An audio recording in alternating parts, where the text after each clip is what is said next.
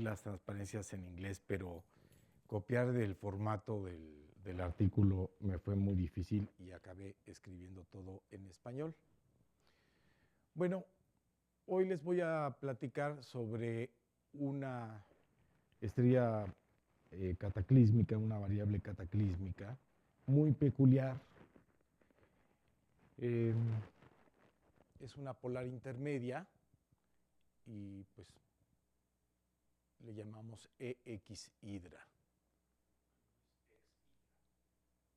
Es como X Hydra, sí. Y en realidad la X debería ser mayúscula, pero perdónenme por el... Ok.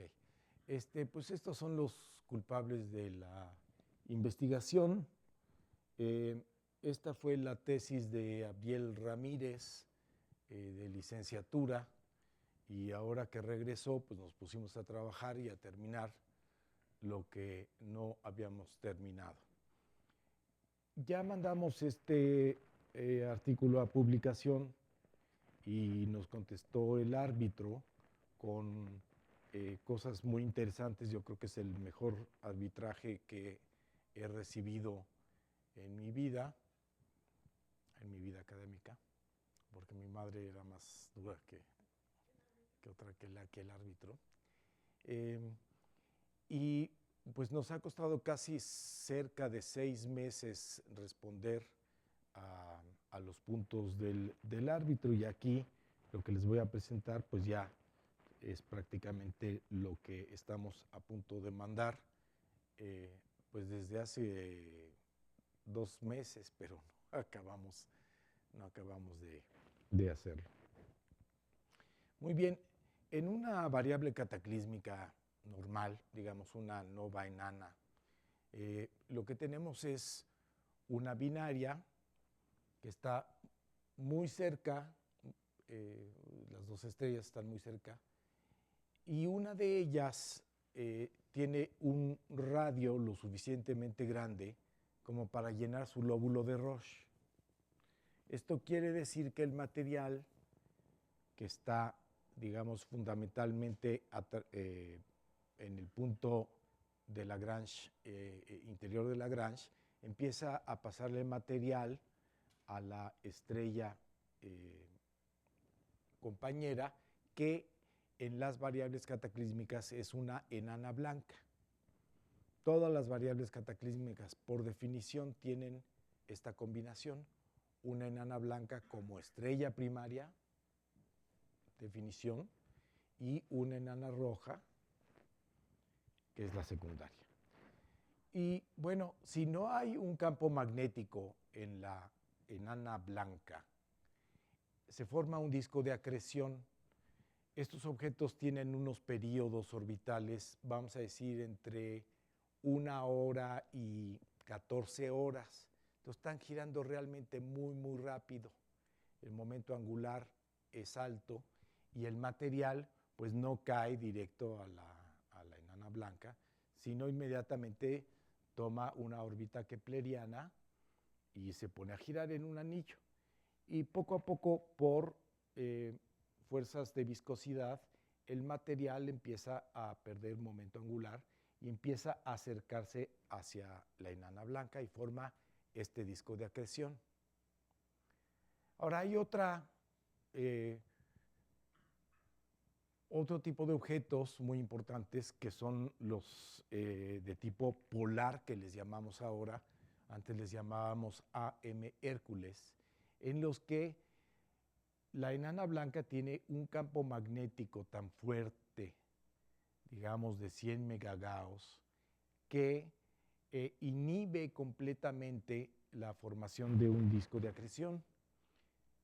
Esta es también otra representación pictórica. Lo que se ve es que el material pues llega a un punto en donde se topa con digamos un típico campo bipolar de la enana blanca y no puede rebasarlo, no puede pasar el radio de Alfvén, y entonces tiene dos sopas: o le pasa el material por uno de los polos o por los dos polos. En este caso, pues con mucha imaginación del artista, una de la parte del material se va por un polo y el otro por el otro, ¿no? Mucha imaginación. Bueno, ¿cuál es el objetivo de esta investigación?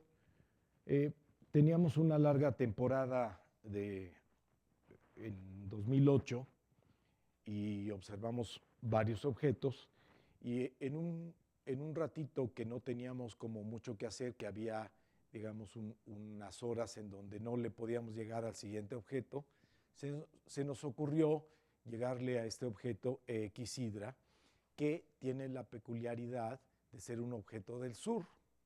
Entonces, bueno, pues solamente a nosotros se nos ocurre poner el telescopio a menos 29 grados de declinación y lo observamos durante 4 días y le sacamos cerca de 100 espectros. Y los espectros pues son de bastante buena calidad, pero encontramos que los resultados, digamos, los primeros resultados no coincidían con los resultados de otros autores que habían publicado, que habían observado en el hemisferio sur. Entonces, tomen en cuenta que tenemos, digamos, un hándicap en este proyecto, que es que observamos un objeto del sur desde San Pedro Mártir. El telescopio estaba totalmente inclinado, pero la ventaja, digamos, de este objeto es que el periodo orbital es de 98 minutos, es decir, hora y media, una cosa así. ¿Okay? Entonces, pues hasta logramos cubrir 2 periodos orbitales en observaciones en el 2 metros con el Shell y obtuvimos, como les decía yo, bastantes espectros, cerca de 100 espectros. Entonces, lo que queríamos pues era encontrar la velocidad radial de la enana blanca en esta polar intermedia y encontrar la velocidad radial de la enana blanca implica que lo que vamos a observar o vamos a medir, que son líneas de emisión que emite el disco, ahorita les voy a explicar por qué sí hay disco en este caso,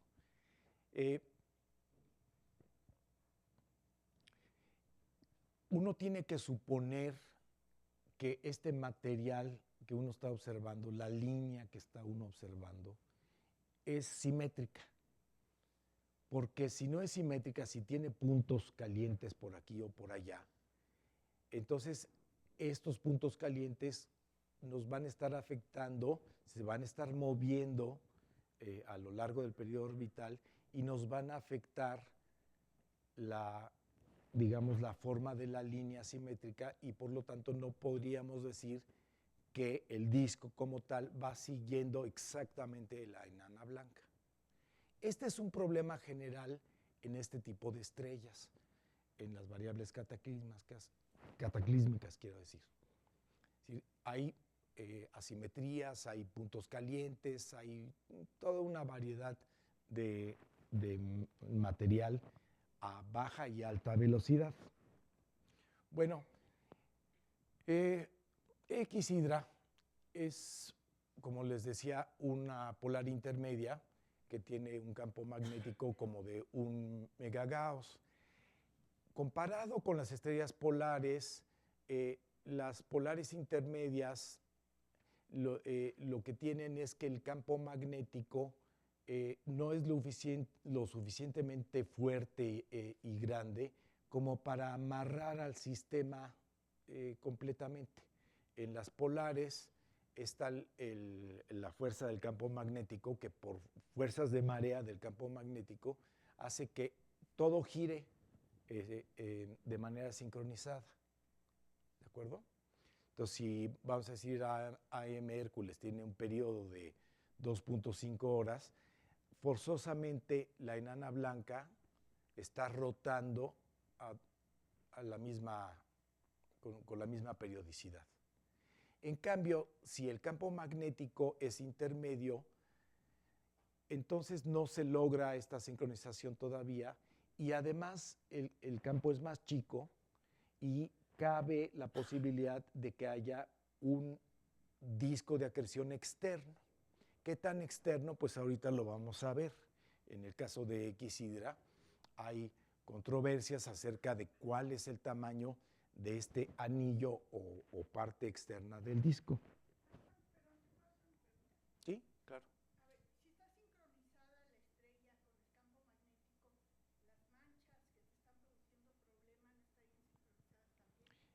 O sea, este caso no está sincronizado. Esta es una polar intermedia que no está sincronizada.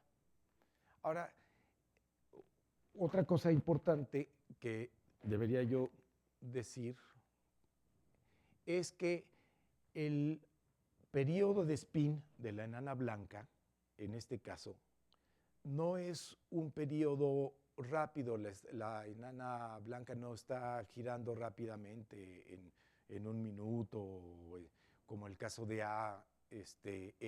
Acuario, que gira cada 33 segundos.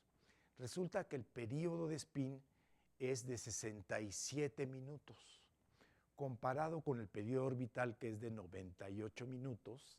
Esto hace que haya una relación muy poco usual entre el periodo de spin y el periodo orbital, que es cercano a los 2/3.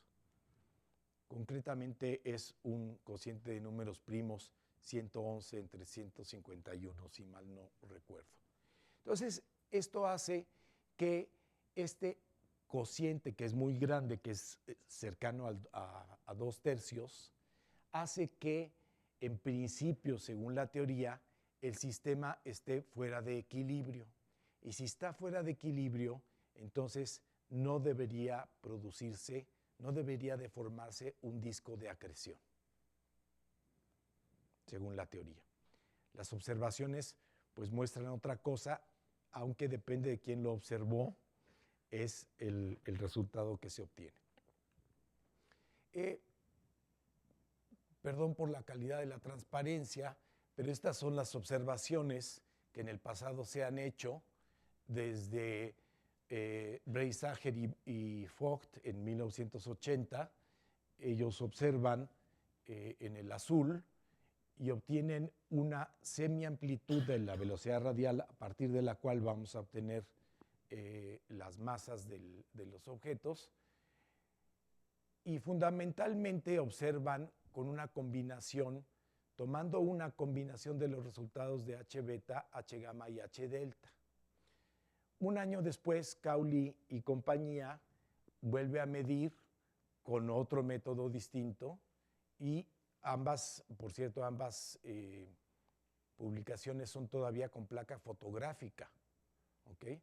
Y ellos obtienen pues un valor completamente distinto, 90 kilómetros, aunque su error es bastante grande, más o menos 28. Un año después, Gilliland, que era un cuate bastante bien hechecito, era feíto, pero estaba bien, hacía sus cosas bien, quiero decir. Bueno, él obtiene 58, aunque la curva que él obtiene está llena de trucos, utiliza dos líneas y hay una parte de la curva de velocidad radial que no toma en cuenta. En fin, es un despepite, un casino, como dicen los italianos. Y en 87, el artículo, digamos, más serio, ya que se empieza a acercar a algo mejor hecho, lo hace Hellier y compañía, obtienen una velocidad de 69 kilómetros y utilizan otra vez la parte azul del óptico. Bueno, más adelante,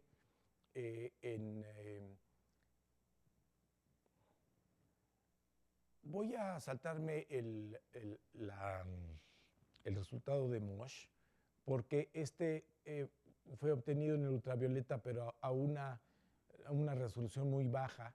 Este es un artículo más reciente, con una resolución muchísimo mejor, y ellos lo que obtienen es una velocidad de 59.6 más menos 0.2, vaya, ya con una calidad sustancial.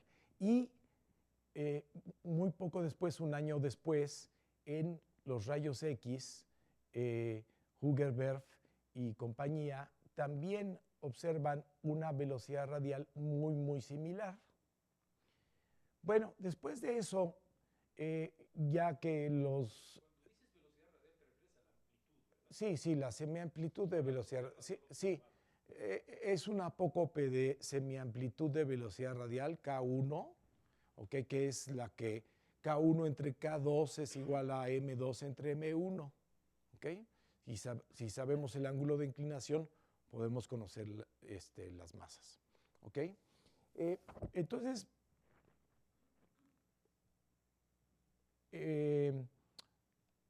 este nombre impronunciable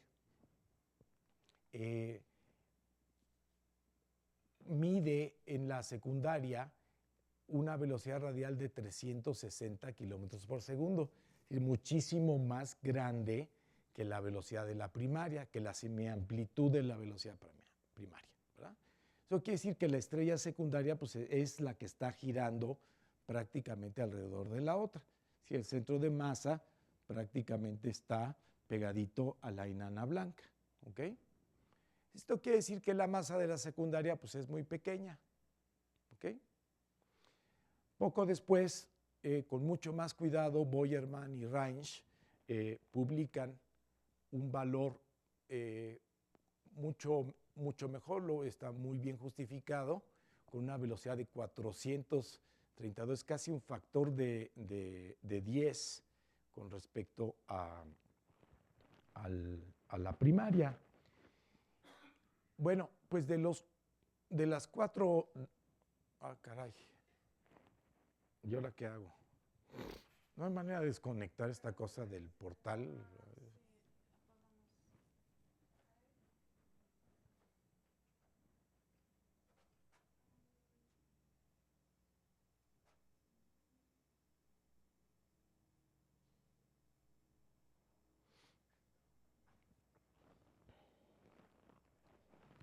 Entonces, de las 4 noches que observamos, que en nuestro caso observamos más bien en el rojo alrededor de H alfa, y por lo tanto tenemos observaciones de una línea que no fue medida en los trabajos anteriores, obtenemos resultados bastante buenos.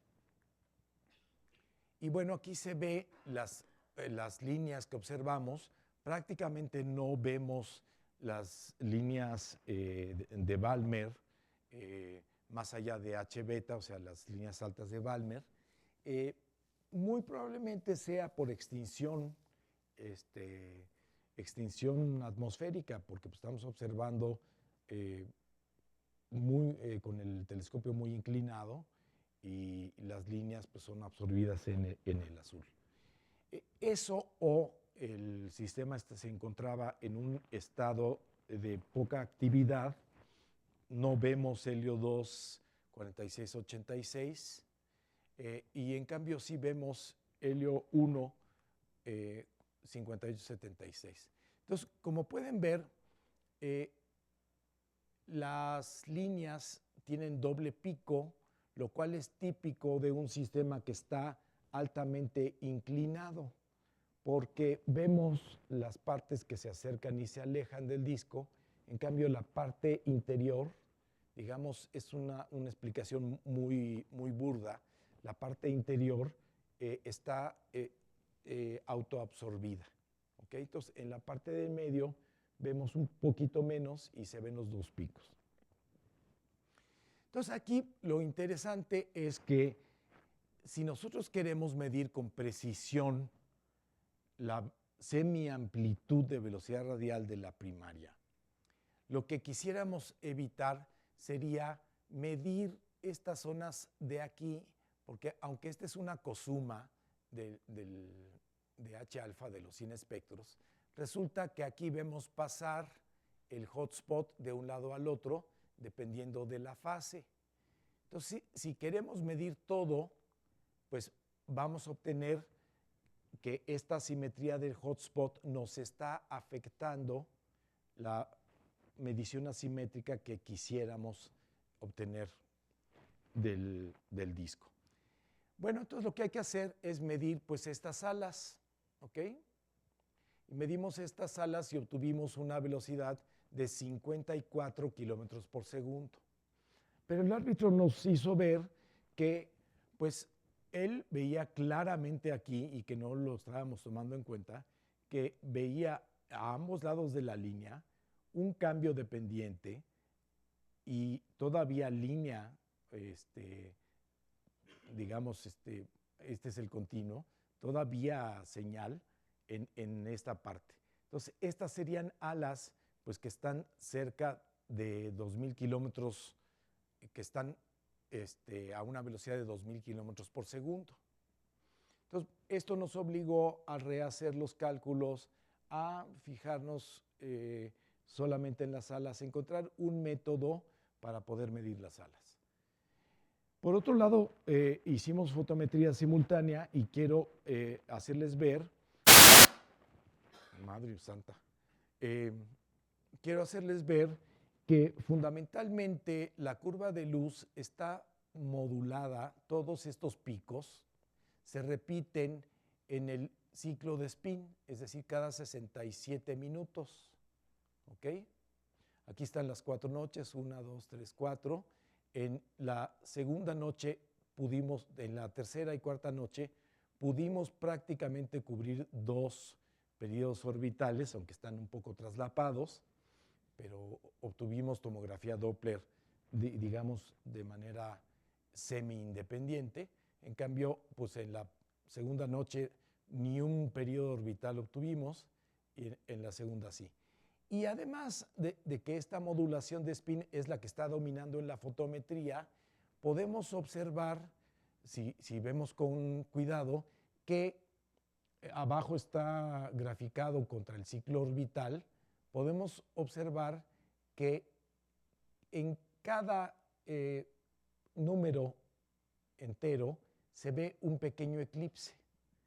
Aquí está el otro, aquí hay otro, aquí hay otro, aquí hay otro.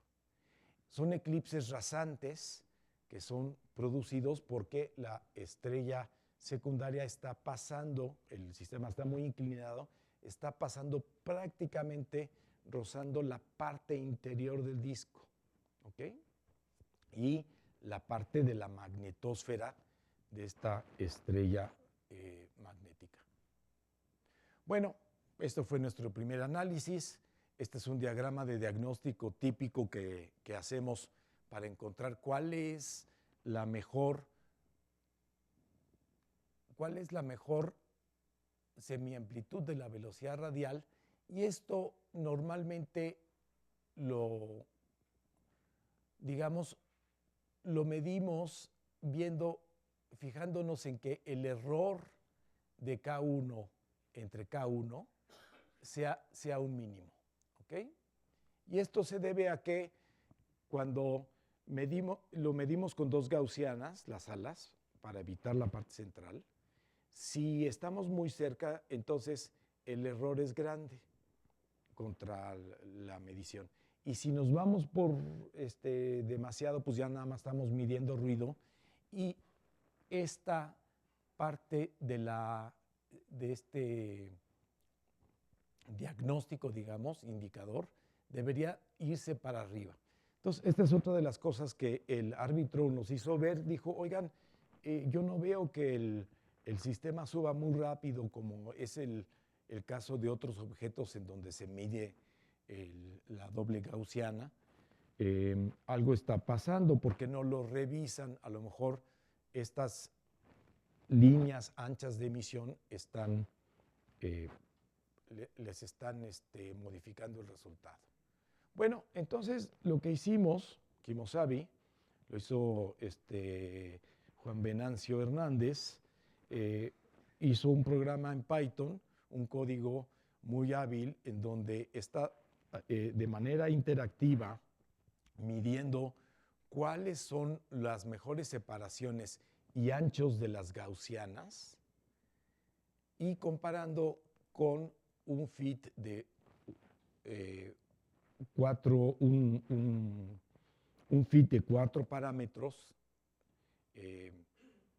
circular, porque en estos objetos no hay excentricidad, las fuerzas de marea hacen que la binaria gire de manera circular, no elíptica.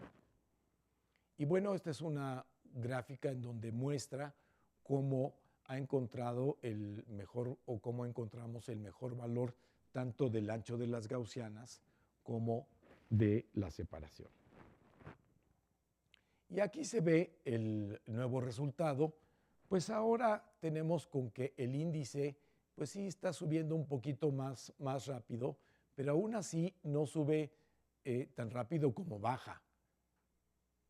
Y nos quedamos con la duda, bueno, otra cosa fue que además con este método pudimos irnos a separaciones mayores.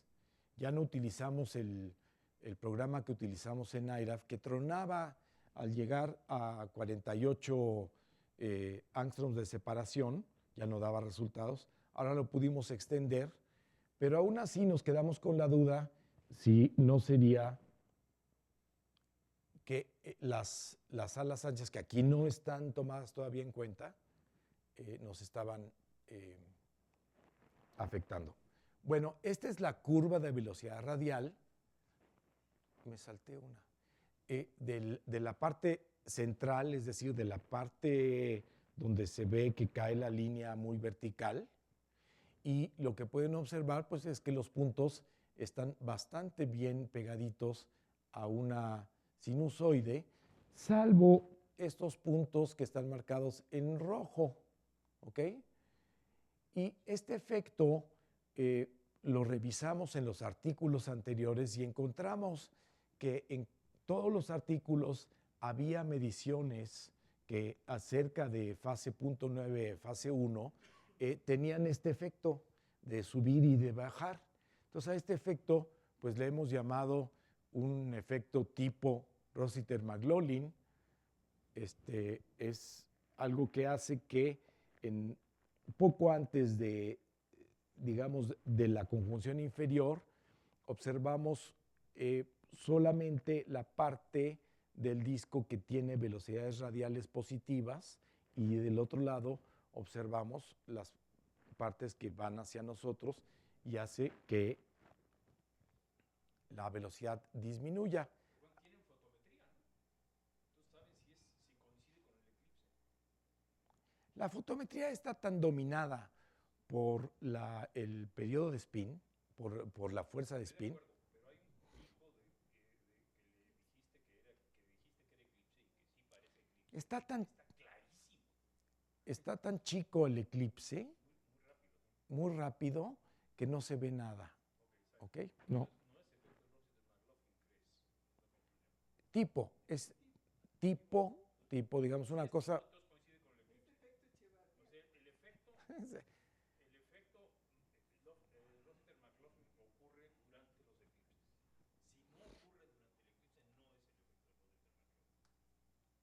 ¿Y qué tipo es? Pues no sé qué está tapando a qué. Sí, bueno, podemos cambiar el nombre, le podemos cambiar el nombre, pero digamos un efecto en el que de pronto ves la parte de velocidad positiva y de pronto ves la parte de velocidad negativa, y por eso le llamamos así.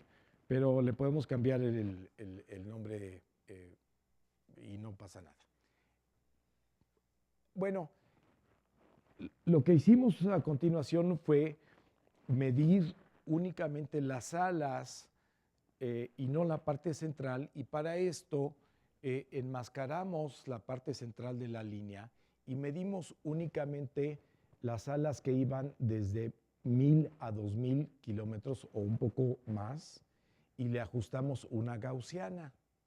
Y este es el resultado de este análisis, que es prácticamente idéntico en forma al anterior. ¿Ok? Se vuelve a ver los puntos que suben y bajan alrededor de fase 0. ¿Ok? Y la semiamplitud de velocidad radial es exactamente la misma, 57 kilómetros por segundo. ¿Ok? Bueno, pues esto nos ha convencido de que no solo el valor que obtuvimos es muy bueno, coincide tanto para una parte de la línea central como para la parte ancha.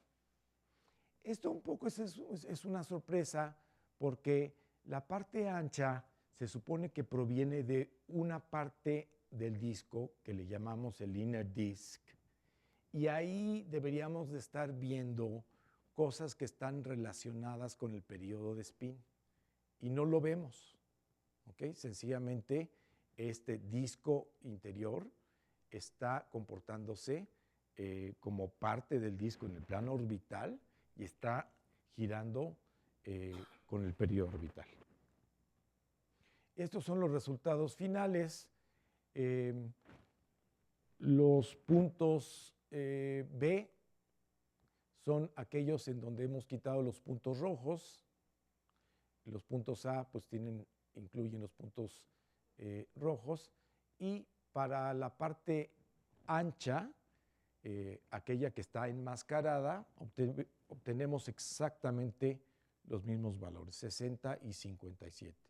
Entonces nuestro valor de 57 más menos 4, pues se ve bastante bien fundamentado. Entonces, utilizando una inclinación de 78 grados, que es lo que uno puede calcular por el tipo de eclipse tan cortito, tan parcial, es de 78 grados, usando nuestro resultado de 57 kilómetros por segundo. Y la amplitud que obtuvo Boyer-Mann de 432 kilómetros, y suponiendo que estos valores reflejan en efecto los valores, el movimiento de la binaria de cada una de las componentes. La secundaria también se puede ver afectada, por cierto, por ejemplo, por iluminación de una cara que hace que la curva sea asimétrica. Entonces, suponiendo que esto no es el caso, pues encontramos una masa de la primaria de 0.78 masas solares, una masa de 0.10 masas solares para la estrella secundaria, y la separación de la binaria es apenas de 0.67 radios solares. ¿Okay? Bueno, esto implica que la estrella secundaria, que tiene 98 minutos de periodo orbital, todavía, por la masa de 0.1 masas solares, todavía se está acercando al límite de lo que le llamamos el límite de los bounce back, que es como de 78, 80 minutos, en donde la estrella ya pierde tal masa que no es posible seguir sustentando reacciones nucleares. La estrella se colapsa y al colapsarse se convierte en una enana café, pero al colapsarse se convierte en material degenerado, y entonces la relación masa-radio se invierte, como es el caso de las estrellas degeneradas, y entonces la estrella se expande y continúa transfiriendo material, es decir, sigue llenando su lóbulo de Roche. Entonces, bueno, este no es el caso, es un objeto que va apenas acercándose hacia esta etapa. Ah, caray. No, esta iba primero. La tomografía Doppler que hicimos por ciclo orbital, viene siendo el primer día, el segundo día. Estos dos corresponderían al tercer día, medio intercalados, y hay algunos espectros que comparte cada uno de los tomogramas, y esta es la última noche. Esta es una imagen de tomografía Doppler que, bueno, ya la he explicado en otras ocasiones, pero con mucho gusto la vuelvo a explicar. Esta es una imagen en el espacio de velocidades. Hagan de cuenta que uno está tomando una fotografía del sistema de la línea, una fotografía, y luego uno se mueve ligeramente alrededor de la estrella y toma otra fotografía, y luego otra vez, y así le damos la vuelta a la estrella y hacemos como una tomografía médica, ¿ok? Para ver lo que hay adentro, le movemos y vemos de alguna manera, pero en este caso los ejes están en velocidad, no son geométricos. No es XY, es un diagrama de velocidad. Esto quiere decir que estamos viendo lo que aparentemente vemos como el disco de acreción, que sí es el disco de acreción, y esta es la mancha caliente, están invertidos. Es decir, es como una dona inside out. ¿Ok? Entonces, miren, aquí está la primaria. Este es el centro de masa, que como les dije está muy cerca de la primaria. Aquí casi no se ve un lobulito de la estrella secundaria, y aquí se ve una mancha caliente, muy intensa, que en ocasiones parece desparramarse hacia acá, hacia otras velocidades menores. Upa. ¿Qué pasó? ¿Qué hice? Válgame.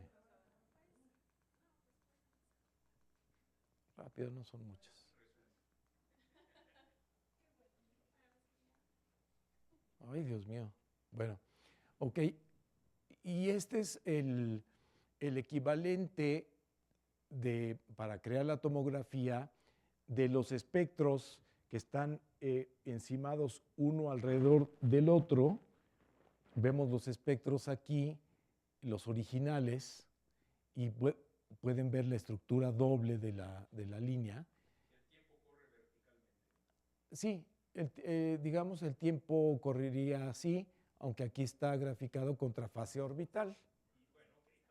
Y bueno, ok, está bien. Y el eje horizontal aquí es velocidad. Es velocidad, ¿ok? Alrededor de un punto cero. Y esta es una reconstrucción después de pasar por el proceso de crear la tomografía Doppler. Y la reconstrucción, pues no siempre es igual a los datos originales, pero pues se acerca, y viendo en detalle vemos una serie de similitudes, como por ejemplo, pues este spot que se ve acá, se ve la línea principal, que es esta, y se alcanza a ver a veces parte de esta línea, ¿no? Sin embargo, bueno, la parte interesante de la tomografía, pues muestra claramente cuáles son las componentes del disco de acreción.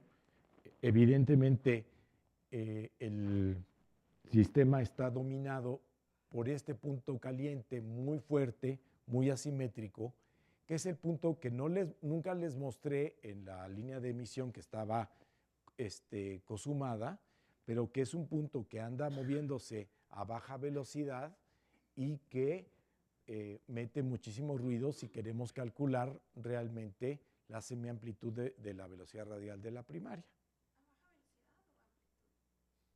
¿A baja velocidad? Porque,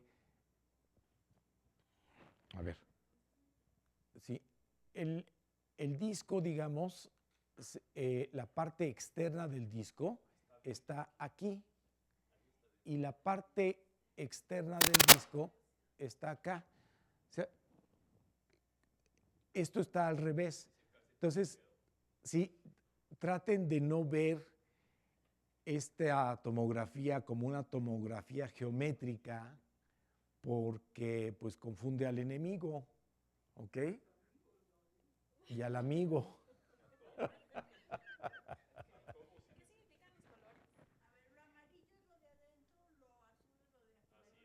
Exactamente, exactamente. Lo negro es lo más intenso, luego sigue rojo, luego sigue azul y el amarillo pues es prácticamente nada. Sí, digamos, esta parte de acá, pues esto está contra aquí se ve menos 1000, 1000. Esta parte está girando a alta velocidad, ¿ok? Y en realidad no debería de haber nada aquí en medio. Es una cuestión de contraste, a veces no se ve, es una cuestión de contraste para que podamos ver, digamos, las partes más importantes del disco. Pero en principio adentro del disco no debe haber nada. Las rayitas negras es el material que en principio sale del punto interior de Lagrange en dos modalidades. Una, en una trayectoria balística, si no se encontrara un disco de acreción en medio, bueno, en algún punto, y la otra es si se encuentra luego un disco de acreción y entonces el material empieza a girar a velocidades keplerianas. Esta línea negra es la línea de velocidades keplerianas y esta es la balística. La balística hace cosas raras y da la vuelta y vuelve a regresar, como un proyectil que le da la vuelta y luego vuelve a regresar. Un boomerang. Bueno,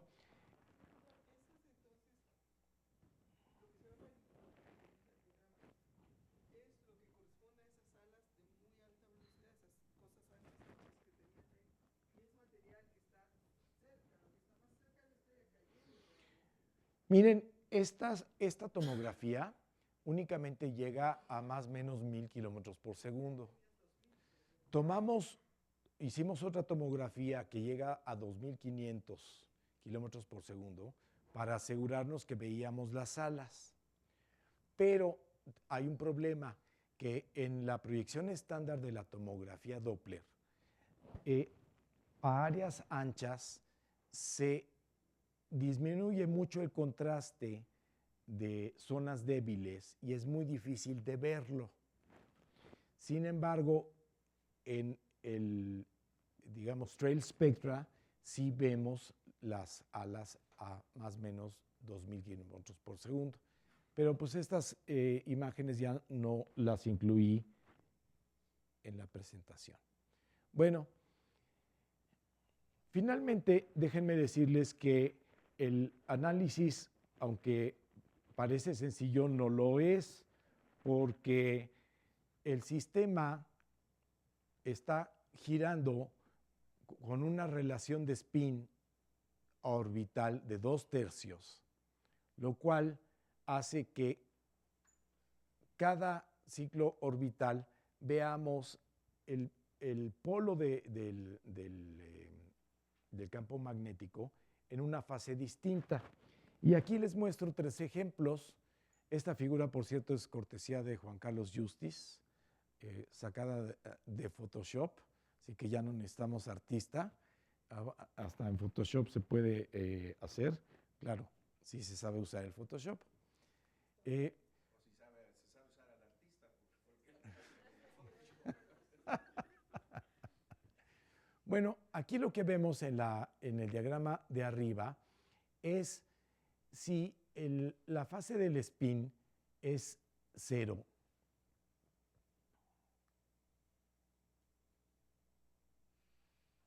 Me temo que está al revés, pero...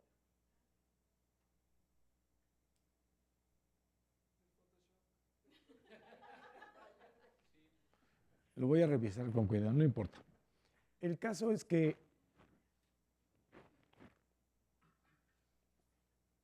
cuando el spin está moviéndose, digamos, está inclinado hacia allá del observador, bueno, ustedes son el observador a lo lejos, a ese le llamamos fase 0, por eso esto está al revés. En realidad esto es fase 0 y esta es fase 0.5, pero luego lo corrijo. En fase 0, que sería esta imagen de abajo, estamos viendo el material que cae hacia la magnetosfera, y a ese material que cae le llamamos la cortina de acreción. Ese material va a emitir y va a contribuir a la emisión. Ese material, esa fotometría que vimos del spin que domina en la fotometría, proviene fundamentalmente de la cortina de acreción. En punto 25, pues lo que vamos a ver es que el polo de spin está así, y en punto 75, pues 180 grados de lado. Y he puesto de este lado fase orbital 0 y punto 5 como si viéramos fase 0 por acá y fase punto 5 del otro lado. ¿Ok? Esto quiere decir que cada 3 ciclos de spin se cumple un periodo orbital, y en cada periodo de spin vemos una fase orbital distinta, o en cada fase orbital vemos un periodo de spin distinto. Y como ambos están contribuyendo a la emisión, la combinación de ambas se nota y hace muy difícil el análisis, sobre todo en la fotometría, sobre todo en la medición del ancho equivalente de las líneas, en el flujo relativo, etc. Esa parte ya no se las mostré, es un poco en donde nos hemos atorado tratando de entender qué contribuye en cada fase, pero bueno, por lo menos ya tenemos el diagrama para decir qué es lo que está pasando. Pues eso es todo. Gracias.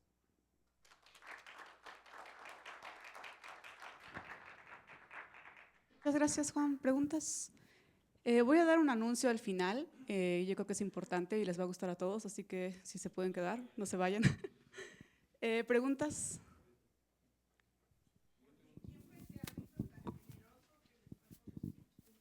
No, ni idea, ni idea. Yo creo que es un inglés, porque el artículo lo mandamos al Monthly Notices, pero su inglés es americano. Entonces, a mí se me hace que está fingiendo demencia y para que no lo agarráramos.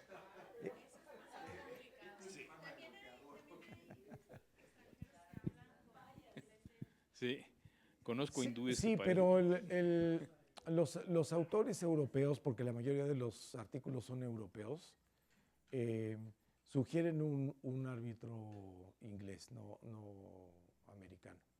Pero en fin, ese fue un mero detalle. Uno.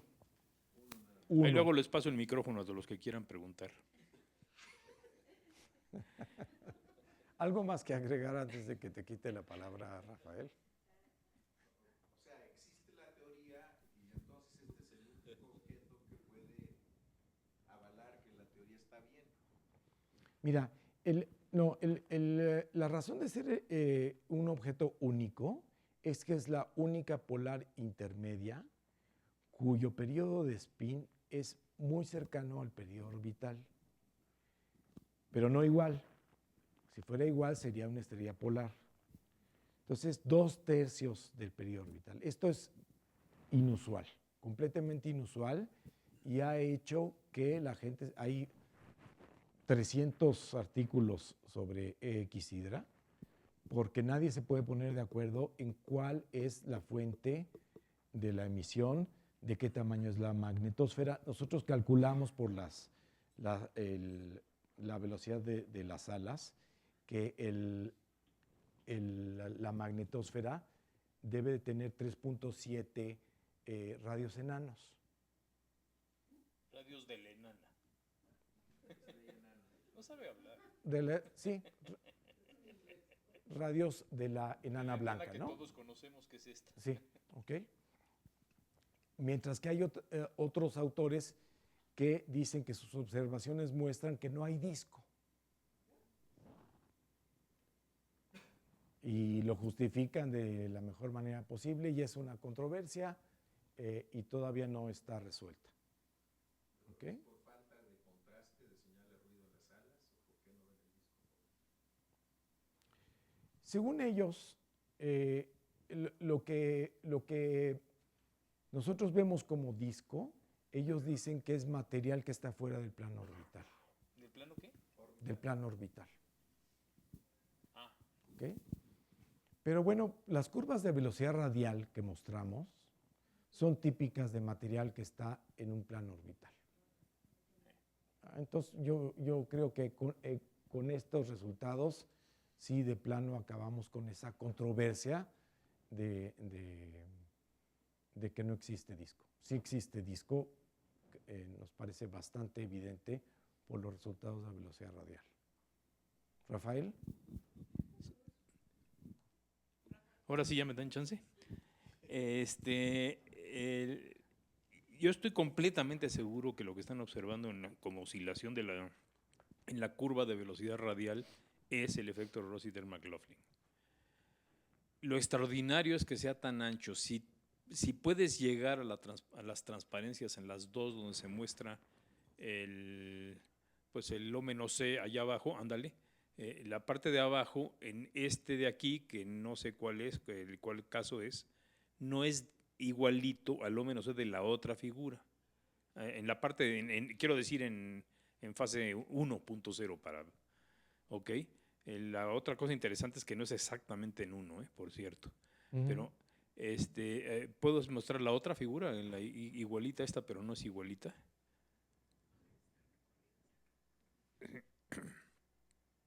Estoy tratando de ver diferencias en la parte de abajo. Yo creo que se veía más ancha en uno que en otro, pero no. No, está bastante parecida. Bastante parecido, Ahora, sí. pensamos en la posibilidad de que lo que se está ocultando de manera parcial es el hotspot. Okay. Y por eso lo vemos desde punto 9. Sí, sí. Okay. Pero sí, es un efecto Rossiter-McLaughlin y tiene que ser a fuerzas y tiene que coincidir con el eclipse a fuerzas, en mi opinión. Déjame decirte por qué. Porque lo que tú estás analizando aquí es luz y lo que estás midiendo con el fotómetro es la misma luz. Tú me dirás, no es la misma porque aquí estás analizando H-alfa, por ejemplo.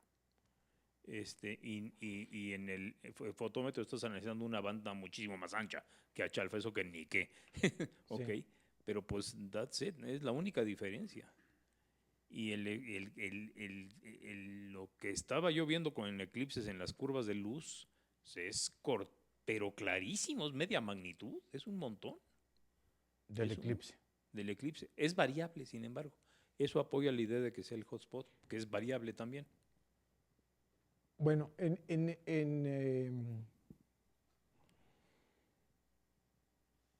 a ver, lo que pasa es que el eclipse está montado sobre la variación del spin, sobre la modulación del spin, y por eso lo vemos más intenso a veces y menos intenso. Pero el tamaño del eclipse es el mismo en todos los casos, eso ya lo medimos. ¿Ok? ¿Otra pregunta? ¿Más preguntas? Ok, pues muchas gracias, Juan. Ahora el anuncio es solamente unos segundos. Esto es, tengo que decir, idea completamente de Chucho, y es que nos va a dar dinero para que podamos tener invitados especiales. Entonces, vamos a poder invitar gente, y esta gente, investigadores, tienen que ser investigadores estrella, ¿sí? Investigadores que sean muy fuertes en su área, pueden o no tener alguna relación con nuestro instituto, pero vaya, si los traen, la idea es un poco eso, que hagan un poco una relación con este investigador estrella. Ahora, para organizarnos, nos vamos a organizar por departamentos, ¿sí? Para seleccionarlos. Así que los voy a dejar a ustedes seleccionar a su investigador por departamento. Les voy a dar un par de semanas y después de